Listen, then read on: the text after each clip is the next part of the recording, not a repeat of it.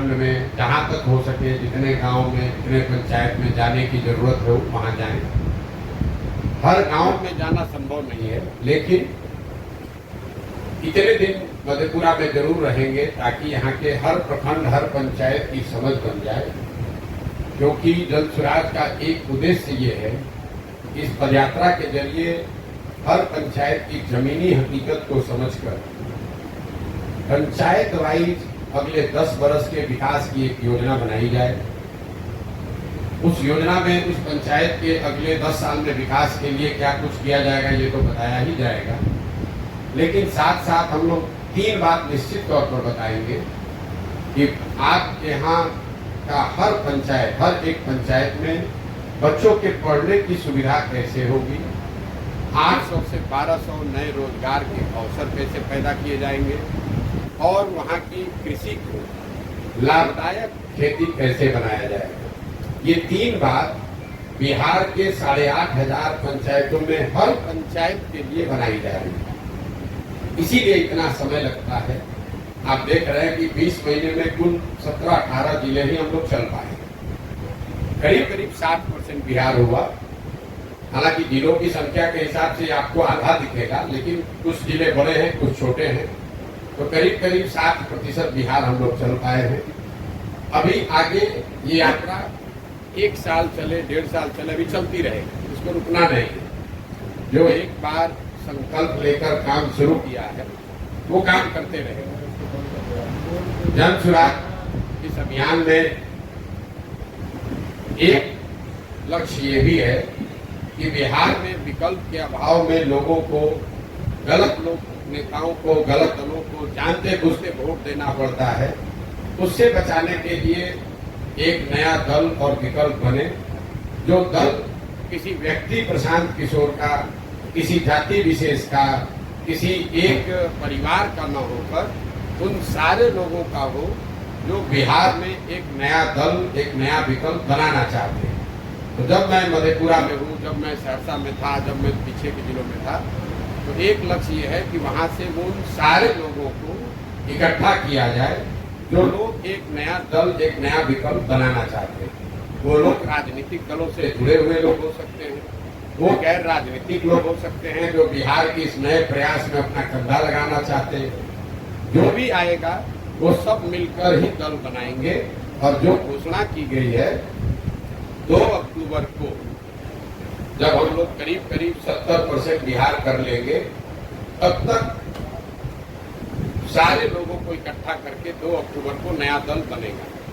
जब ये दल बनेगा तो एक जो हम लोगों ने घोषणा शुरुआती दिनों में करी थी, जब ये दल बनेगा तो इसके नेता प्रशांत किशोर नहीं होंगे। तो दल का नेता कौन होगा? दल का नेता 2 अक्टूबर को जो लोग साथ में आकर दल को बनाएंगे, वो लोग मिलकर इस दल के नेता का, नेतृत्व का चुनाव करेंगे और उसको सार्वजनिक किया जाएगा, ताकि आपको पता चलेगा कि इस 2-2.5 साल के प्रयास से किन लोगों को बिहार से इस दल, इस विकल्प को बनाने के लिए जोड़ा गया है और कौन लोग हैं जो इस दल को आगे बनाएंगे और चलाएंगे। मेरी भूमिका जो अभी है, 2 अक्टूबर के बाद भी मेरी भूमिका वही रहेगी। मैं अपनी पदयात्रा जैसे अभी कर रहा हूँ, वो आगे गांव-गांव बिहार में घूमने, जानने, समझने का प्रयास वही करता रहूँगा। गांव-गांव में जाकर लोगों को बताना, समझाना कि उनको कैसे वोट देना चाहिए, क्या करने से उनकी गरीबी खत्म होगी, ये बात बताने की प्रक्रिया 2 अक्टूबर के बाद भी जारी रहेगी। अब मैं संक्षेप में अभी मेरे जो 20 महीने के अनुभव रहे वो आपको बताऊं। बिहार में इन सारे जिलों में 60% बिहार घूमने के बाद जो मुझे सबसे बड़ी समस्या लोगों ने बताई, जो आंखों से हमने देखी कानों से सुना, उसमें पलायन और बेरोजगारी, ये बिहार का सबसे बड़ा मुद्दा है। कई लोगों को लगता है कि पलायन जो है वो गरीबों की समस्या है। पलायन की जब हम बात करते हैं, आपको लगता है कि पलायन का मतलब है लोगों का यहाँ से मजदूरी करने जाना। पलायन का ये समुचित चित्रण नहीं है। बिहार में पलायन से सिर्फ गरीब प्रभावित नहीं, बिहार में सिर्फ लोगों का बिहार से पलायन नहीं हो रहा है। बिहार में पलायन के 3 पहलू। यहाँ पर जो गरीब है वो तो मजदूरी करने जा रहा है, लेकिन जो मध्यम वर्गीय परिवार हैं, जो समृद्ध परिवार हैं, उनके बच्चे भी पलायन कर रहे हैं। पलायन से अछूते वो भी नहीं है। फर्क बस इतना है कि गरीब घर के बच्चे जो हैं वो मजदूरी के लिए बाहर जा रहे हैं, और जो मध्यम वर्गीय परिवार के बच्चे हैं वो पढ़ाई नौकरी के लिए बाहर जा रहे हैं। श्रम का पलायन इसलिए है क्योंकि यहाँ से बड़े पैमाने पर बुद्धि और पूंजी का पलायन है। इस बात को आप समझिए, यहाँ पर जितने लोग मजदूरी करने जा रहे हैं उतने ही लोग पढ़ाई और नौकरी करने भी जा रहे हैं, और इन दोनों के पीछे जो कारण है वो है पूंजी का पलायन। पिछले 30 वर्षों में, एक आंकड़ा दे रहा हूँ याद रखिए, पिछले 30 वर्षों में 1990 से लेकर पिछले वित्तीय वर्ष तक करीब 26 लाख करोड़ रुपया, याद रखिए 26 लाख करोड़ रुपया बिहार के लोगों का पैसा, ये बाहर का पैसा नहीं है, जो बिहार की गरीब जनता का पैसा है, ये बिहार के बैंकों ने यहाँ से दूसरे राज्यों में ट्रांसफर कर दिया। 26 लाख करोड़ रुपया बिहार के लोगों का पैसा बिहार के बैंकों ने अपने माध्यम से उन राज्यों में भेज दिया जहाँ फैक्ट्री लग रही है, जहाँ रोजगार हो रहा है, जहाँ तरक्की हो रही है। और ये रिजर्व बैंक ऑफ इंडिया का आंकड़ा है। तो मेरा और जनसुराज का ऐसा मानना है कि जो श्रम का पलायन अगर रोकना है तो उसके लिए सबसे पहले पूंजी और बुद्धि का पलायन रोकना होगा, क्योंकि जब तक यहाँ पूंजी का निवेश नहीं होगा, जो बौद्धिक तौर पर पढ़े लिखे समझदार लोग नहीं होंगे, तब तक यहाँ उद्योग धंधे नहीं लग सकते हैं, रोजगार के अवसर नहीं पैदा होंगे, और जब वो रोजगार का अवसर होगा नहीं तो गरीब लोगों को मजबूरी में पलायन करते ही रहना पड़ेगा। तो जनसुराज की जो सोच है, जो हम लोग बता रहे हैं कि 1 साल में पलायन को रिवर्स किया जा सकता है, 1 साल में यहाँ से बाहर गए लोगों को वापस किया जा सकता है, उसके पीछे सिर्फ यही अध्ययन है कि यहाँ से अगर पूंजी का पलायन रोक दिया जाए, यहाँ से अगर बुद्धि का पलायन रोक दिया जाए, तो बहुत बड़े पैमाने पर श्रम के पलायन को भी रोका जा सकता है। पलायन का एक जो सामाजिक पहलू है वो है इनका परिवार पर, आपकी हमारी जीवन शैली पर असर। आप जब बिहार के गाँव में जाते हैं तो आपको बच्चों से मुलाकात होगी, आपकी मुलाकात महिलाओं से होगी, आपकी मुलाकात बुजुर्गों से होगी। ज़्यादातर गांव में नवयुवक रह ही नहीं रहे हैं या उनसे आपकी मुलाकात नहीं होगी। जो प्रखंड या पंचायत बाढ़ प्रभावित है वहां 60 से 70% युवा गांव से बाहर ही रहते हैं। जहां बाढ़ नहीं भी आता है वहां पर भी 40-50% युवा बाहर रह रहे हैं। पर इस लंबे समय तक चले पलायन का असर ये हुआ है कि परिवार की संकल्पना ही खत्म हो गई है। शायद ही कोई आपको घर ऐसा मिलेगा जहां पर आपको पति पत्नी, बाल बच्चे और माता पिता एक साथ रहते हुए मिले। लोगों ने एक तरीके से उनके मानस पटल पे ये चिन्हित हो गया है कि नौकरी करने का मतलब है कि लड़का बाहर जाएगा, और जब तक उसकी शक्ति है, ताकत है, जवानी है, तब तक वो बाहर नौकरी करेगा।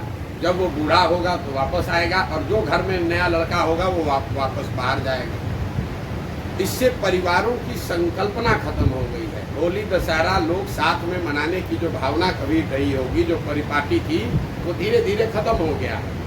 छठ और परिवारों में होने वाले शादियों को छोड़ दें तो परिवार शायद ही कभी इकट्ठा होता है। बेरोजगारी और पलायन के बाद जो बेरोजगारी का मामला है उसमें खाली आपको आंकड़ा दे देता हूँ। एक नई बात लोगों को बताने की कोशिश की जा रही है कि सरकारी नौकरी दिया जाएगा, उसके लिए मारामारी की जा रही है कि हमने 2 लाख दे दिया कि 4 लाख दे दिया। किसने कितना दिया कितना नहीं दिया उस पर मैं बाद में आता हूँ। पहली बात कि पिछले महागठबंधन की सरकार ने जो नौकरी का दावा किया है ये सरासर गलत डाटा है, आंकड़ा है, लोगों को बेवकूफ़ बनाया जा रहा है। जिन 2 लाख शिक्षकों की नियुक्ति के बारे में सरकार दावा कर रही है कि हमने बहुत लोगों को नौकरी दे दी, उसमें करीब 30% वो लोग हैं जो पहले से नौकरी कर रहे थे, वो नियोजित शिक्षक के तौर पर काम कर रहे थे। अब उनका सर्विस कंडीशन बदलकर अब वो राज्य कर्मी के तौर पर काम कर रहे हैं। ये नए लोगों को नौकरी नहीं मिली है, इस बात को आप स्पष्ट कर लीजिए।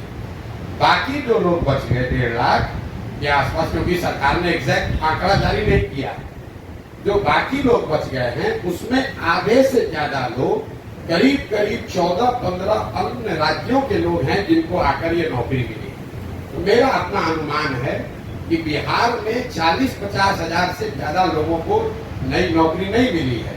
और मैं पिछले कई महीनों से ये बात कर रहा हूँ, ये मांग कर रहा हूँ कि सरकार को ये आंकड़ा जारी करना चाहिए कि आखिर बिहार में कितने नए लोगों को नौकरी दी गई। सर्विस कंडीशन को चेंज करने को हम नई नौकरी नहीं मान सकते हैं। दूसरे राज्य के लोग आकर नौकरी कर रहे हैं, उससे बिहार के लोगों का कोई फायदा नहीं हुआ। लेकिन जो बड़ी बात है, क्या सरकारी नौकरी से बिहार का भला हो सकता है? क्योंकि नौकरी चाहे 50,000 मिला हो या 2 लाख, 30-32 वर्ष से जो लोग यहाँ राज कर रहे हैं, लालू जी, नीतीश जी, दोनों आपस में झगड़ रहे हैं कि ये नौकरी किसने दिया। हम कह रहे हैं कि आप दोनों का दावा मान लीजिए, उन्हीं को क्रेडिट दे दीजिए। एक आंकड़ा आपको दे रहे हैं, बिहार में चपरासी से लेकर मुख्य सचिव तक, चपरासी से लेकर मुख्य सचिव तक, नियोजित हो, कॉन्ट्रेक्चुअल एम्प्लॉय हो, रेगुलर एम्प्लॉय हो, सबकी संख्या अगर आप जोड़ दीजिएगा तो कुल जमा 1.97%, मतलब 2% से कम लोग ही सरकारी नौकरी करते हैं। तो जो लोग ये दावा कर रहे हैं कि सरकारी नौकरी से आपका जीवन बदल जाएगा, वो बिल्कुल आपको भरमा रहे हैं, आपको गलत सपना दिखा रहे हैं। पिछले 75 साल में 1.97% लोगों को सरकारी नौकरी मिली है। उसमें 40-45 वर्ष कांग्रेस का राज शामिल है, उसमें नीतीश और भाजपा का डबल इंजन का सरकार शामिल है, उसमें लालू राबड़ी जी का 15 साल सामाजिक न्याय का सरकार शामिल है। सबके प्रयास के बाद भी सिर्फ 2% लोगों को ही नौकरी मिली है। तो ये जो भ्रम फैलाया जा रहा है कि सबको नौकरी मिल जाएगी, ये सिर्फ समाज को लॉलीपॉप दिखाकर वोट लेने की राजनीति है। पूरे दुनिया में ऐसा कहीं कोई प्रमाण नहीं है कि 13 करोड़ आबादी वाले समाज में, राज्य में सरकारी नौकरी के जरिए बेरोजगारी दूर किया जा सकता है। दुनिया में इस बात का जरूर प्रमाण है कि अगर लोगों को अच्छी शिक्षा दे दी जाए, उनको स्किल दे दिया जाए और उनको काम करने की सुविधा और पूंजी दे दी जाए, उससे उनको रोजी रोजगार मिल सकता है, उससे उनकी गरीबी दूर हो सकती है। तो जन स्वराज का इस पर जो सोच है कि जब ये व्यवस्था बने तो पहला काम 15 साल से कम उम्र के बच्चों के लिए विश्व स्तरीय पढ़ाई की व्यवस्था की जाए, ताकि वो बच्चा आगे चलकर समाज पर, राज्य पर बोझ न बने। इसी समाज में जो लोग पढ़ लिख गए हैं, नौकरी कर रहे हैं, अपने पैर पर खड़े हो गए हैं, उनको सरकार से 4 किलो अनाज नहीं चाहिए, उनको इंदिरा आवास योजना के लिए लड़ाई नहीं करना है, उनको 400 रुपया का पेंशन नहीं चाहिए।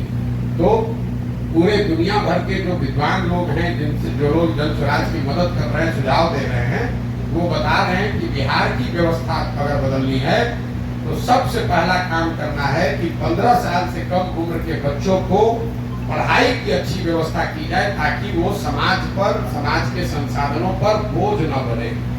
दूसरा, 15 साल से 55 साल की उम्र के का जो वर्ग है, जिसको अब फिर से पढ़ाया नहीं जा सकता है, लेकिन इनको स्वरोजगार के लिए तैयार किया जा सकता है, उनके लिए पूंजी को उपलब्ध कराया जाए। अगर आपकी उम्र 35 है, 40 है, तो आपको सरकारी नौकरी नहीं मिल सकती है, अगर नौकरी आ जाए तब भी नहीं मिल सकती है। इनका दशा कैसे सुधरेगा? जो सबसे बड़ा वर्ग है, 15 से 55 की उम्र के लोगों को पूंजी की उपलब्धता कराई जाए, ताकि घर घर रोजी रोजगार खुल सके। और 55-60 से ज्यादा उम्र के जो लोग हैं, समाज की जिम्मेवारी है कि उनकी जीवन स्तर को बेहतर करने के लिए कम से कम उनको 2000 रुपया पेंशन की व्यवस्था की जाए, ताकि वो लोग जो अब शारीरिक तौर पर मजदूरी करने की स्थिति में भी नहीं है, पढ़ाई तो स्वाभाविक तौर पर वो नहीं कर सकते हैं, रोजी रोजगार नया कुछ कर नहीं सकते हैं, उनका जीवन यापन एक इज्जतदार नागरिक शहरी के तौर पर बीते, इसके लिए उनको 2000 रुपये महीने की व्यवस्था की जाए। और ये तीनों काम बिल्कुल किया जा सकता है। कोई कहेगा भैया शिक्षा कैसे सुधरेगा?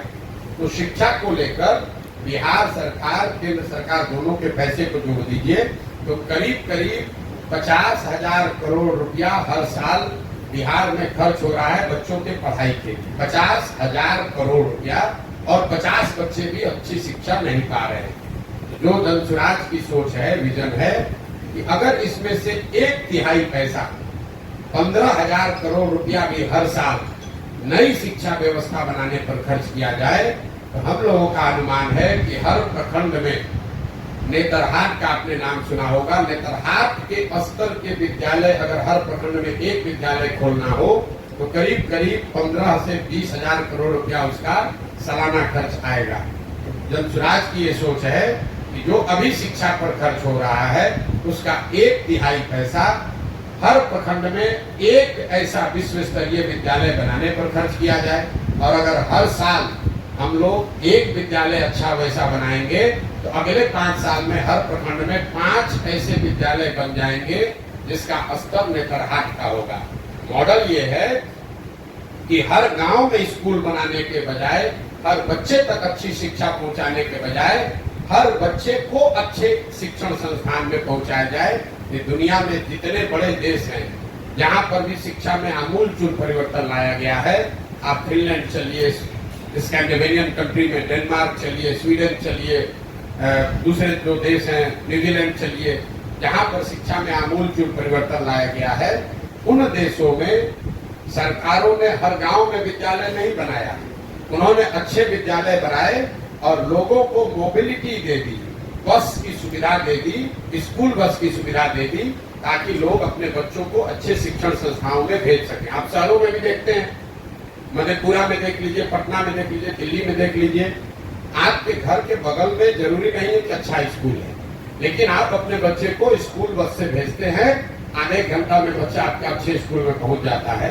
तो जनसुराज ने जो परिकल्पना की है कि हर प्रखंड में बिहार में अगर 5 अच्छे विद्यालय बना दिए जाएं तो, और स्कूल बस की बढ़िया व्यवस्था बना दी जाए, तो कोई भी छात्र 15 से 20 मिनट में अपने घर से स्कूल बस के माध्यम से स्कूल तक पहुंच जाएगा।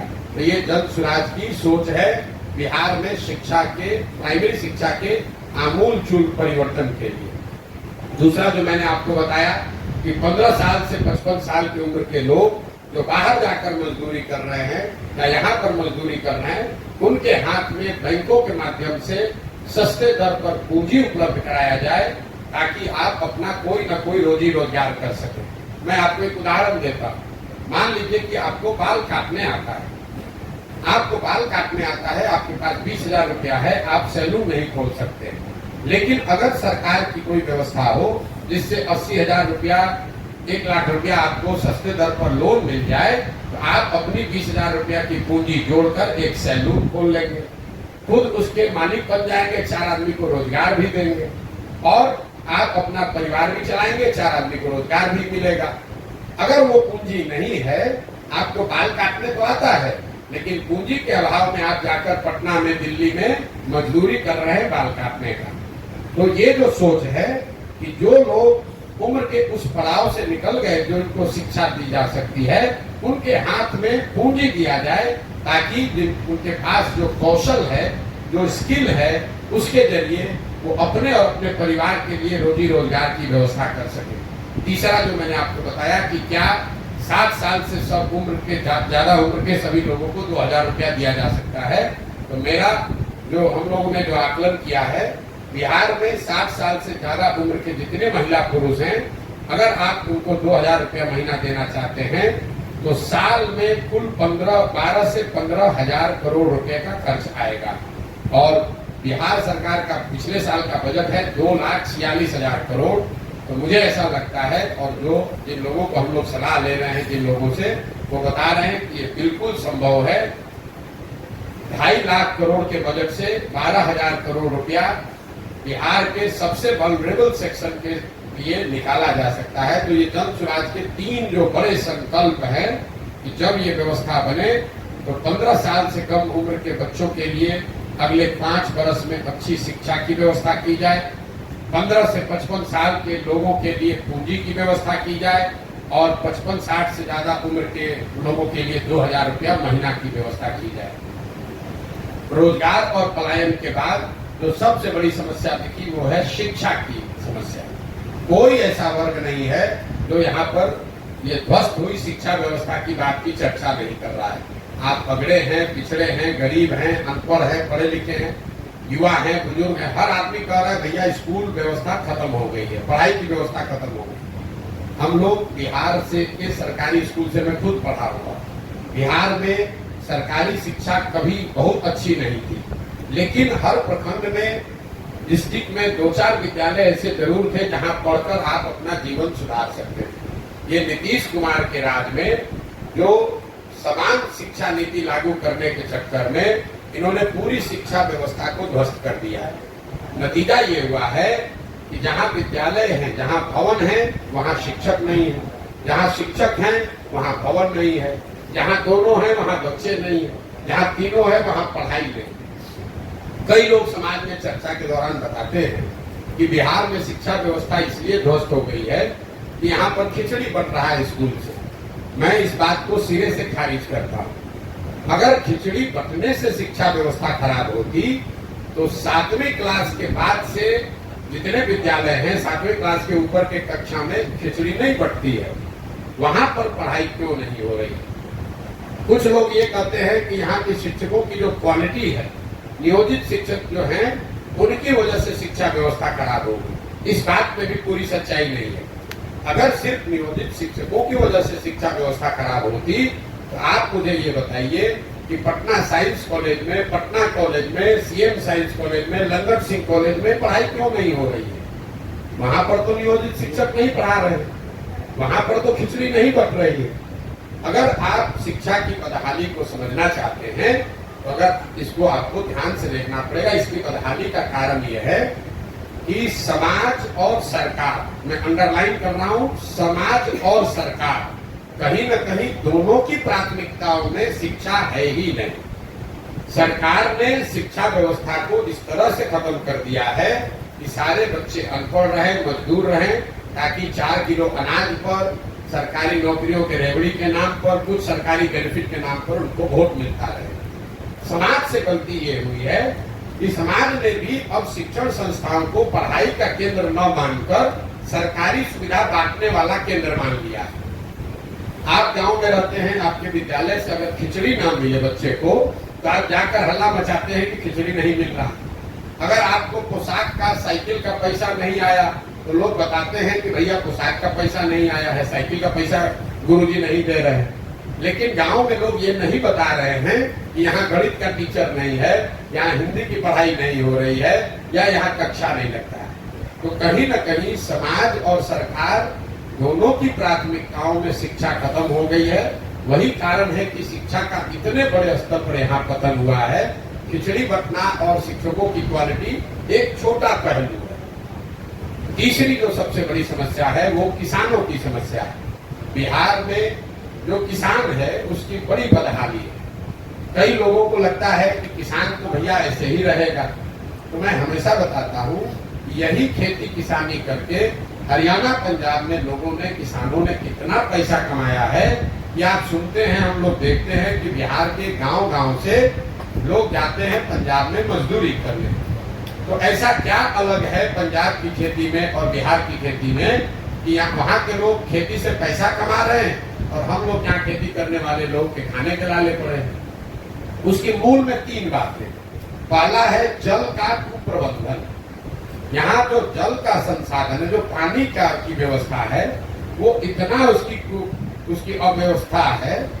यहाँ पर हम लोग जब पानी की बात करते हैं तो लोग समझते हैं बाढ़ की बात। मैं आपको बता रहा हूँ बाढ़ एकमात्र कारण नहीं है जल कुप्रबंधन के लिए। बाढ़ से बिहार में करीब करीब 40 से 50% कृषि योग्य जमीन प्रभावित होती है। बाकी बचे जो 50% जमीन है उसमें करीब करीब आधी जमीन, मतलब पूरे बिहार के एग्रीकल्चर की करीब 1/3 जमीन जल जमाव से प्रभावित है। ये आप बात को समझिए। बाढ़ की चर्चा खूब होती है, जहाँ पानी लग जाता है उसका आप कहीं चर्चा नहीं करते। जो और नदियों के कटाव का जो मामला, नदी पर परिणाम ये हुआ है कि उत्तर बिहार में जो नेपाल से लगते हुए जिला है, दोनों चंपारण है, शिवहर है, सीतामढ़ी है, मधुबनी है, सुपौल है, ये जो तराई वाले जिला है यहाँ पर बाढ़ है और नदियों के रास्ते बदलने से जो कटाव का मामला है, उससे सैकड़ों एकड़ जमीन लोगों की बर्बाद हो गई है। अच्छे खासे किसान ओवरनाइट नदी ने रास्ता बदला, आपके जमीन पर बालू पड़ गया, आप बिल्कुल मजदूर गरीब हो गए। लेकिन जब आप तराई के जिलों से नीचे जाएंगे, आप गोपालगंज जाइए, गोपालगंज के बाद सिवान जाइए, सिवान के बाद छपरा जाइए, समस्तीपुर, वैशाली, मुजफ्फरपुर, दरभंगा, खगड़िया, इन जिलों में आप देखेंगे हर पंचायत में हजारों एकड़ जमीन ऐसी है जहां जल जमाव है, पानी निकलता ही नहीं है, वहां एक ही फसल होती है। इस पर कोई सरकार की चर्चा, न प्रेस में कोई बात होती है। लोकल स्तर पर लोग बात करते हैं कि भैया यहाँ 2000 एकड़ पानी लगा रहता है, लेकिन सरकार का कोई समुचित इस पर प्रयास नहीं है। और तीसरा पहलू है सूखे की। बिहार देश में यह आंकड़ा याद रखिए, बिहार देश के बड़े राज्यों में एकमात्र ऐसा राज्य है जहां पिछले 10 वर्ष में सिंचित भूमि की मात्रा 11% से कम हो गई। याद रखिए, 10 साल में सिंचाई वाली जमीन 11% से कम हो गई। ऐसा क्यों? जो पहले से भी नहर बने हुए थे, जो नलकूप थे, माइनर इरिगेशन के प्रोजेक्ट थे, वो रख रखाव के अभाव में बंद हो गया है। तो जब हम लोग गांव देहात में चलते हैं तो लोग बताते हैं भैया ये नहर है, पानी कभी आता था, अब नहीं आता। यहाँ बोरिंग था, कैनाल था, अब बंद हो गया है। तो ये जो पहली समस्या है, बाढ़, जल जमाव और सूखा, इन तीनों को मिलाकर जो इतना बड़ा कुप्रबंधन है कि करीब करीब 2/3 जमीन या तो बाढ़ से प्रभावित है, या जल जमाव से प्रभावित है, या पानी नहीं रहने के वजह से सूखे से प्रभावित है। दूसरी बड़ी समस्या है भूमि सुधार की। बिहार में समाजवाद की बात हुई, सामाजिक न्याय की राजनीति हुई, लेकिन बिहार में आपने भूमि सुधार की चर्चा कभी नहीं सुनी होगी। नतीजा ये है कि पूरे देश में 100 में 38 लोगों के पास जमीन नहीं है, जबकि बिहार में 100 में 60 लोगों के पास 1 इंच एक धूर जमीन नहीं है।